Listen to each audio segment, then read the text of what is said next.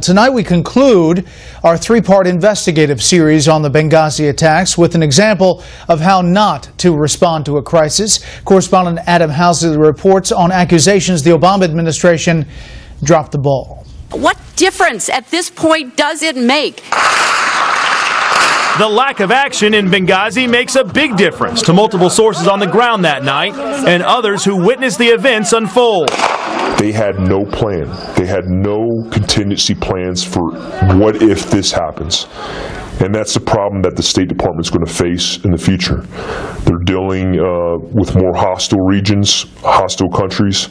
This attack's going to happen again. Our source, who was monitoring the events in Benghazi in real time, reveals the lack of reaction by the U.S. State Department, Pentagon, and the White House on the night 4 Americans were killed. He suggests more could have been done to save lives and asks were multiple security warnings ignored.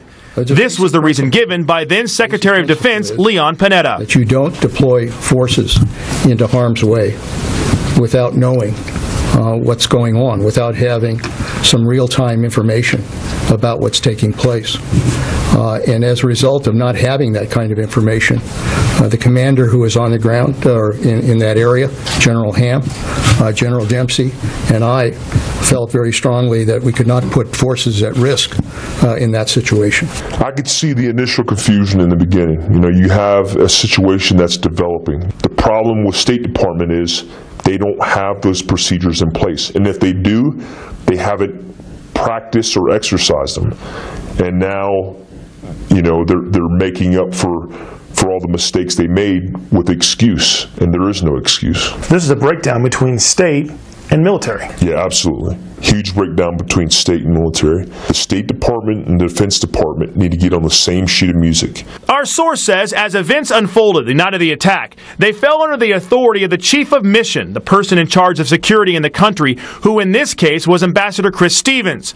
But once Stevens was cornered and members of a security detail pushed his distress button, that authority would have been transferred to his deputy. However, the deputy was out of the country. That meant the authority then reverted directly to the U.S. State Department, and oversight of the response to the attack fell to Secretary Clinton and Undersecretary of State for Management Patrick Kennedy.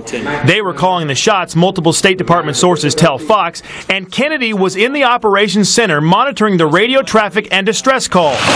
We're also told by multiple sources that shortly after the attack began, around 9:40 p.m., Special Forces put out a call sign for all available assets, military and otherwise, in the vicinity to be moved into position to help. That enacts every asset, every element to respond, and it becomes a global priority. Was that given? I will tell you that was given, and the only reason it was given is because of the Special Operations Pact, because it has nothing to do with the agency. It has nothing to do with the Department of State. So Special Operations gave the call sign. Yes. But assets didn't move. Assets did not move. The failure of the State Department or White House to give the military permission to cross into Libya to help, according to our source, only accentuates the significant breakdown in communication between the State Department, the U.S. military, CIA, and White House that culminated in the lack of action the night of the Benghazi attack. The problem with State Department is, you know, you have a diplomatic function. The diplomatic function is to build rapport and commerce and whatever foreign affairs element that's related to it. The military specifically does targeting. We specifically look at individuals. There's not good communication between the State Department and the Department of Defense on any level, absolutely no level. This claim contradicts the report of the State Department Accountability Review Board, which says in part, Washington, Tripoli, Benghazi communication, cooperation, and coordination on the night of the attacks were effective. It's horrible. When you're on the ground, you depend on each other. We're going to get through this situation, but when you look up and then nothing outside of the stratosphere is coming to help you or rescue you, that's a bad feeling. 4 American lives were lost that night and 6 others injured. My whole reason for sitting in this seat, if this could get somebody off their butt to poke somebody in the chest to make a decision for my guys to do their job and to finish their job, then I've kind of feel like I've done my work here.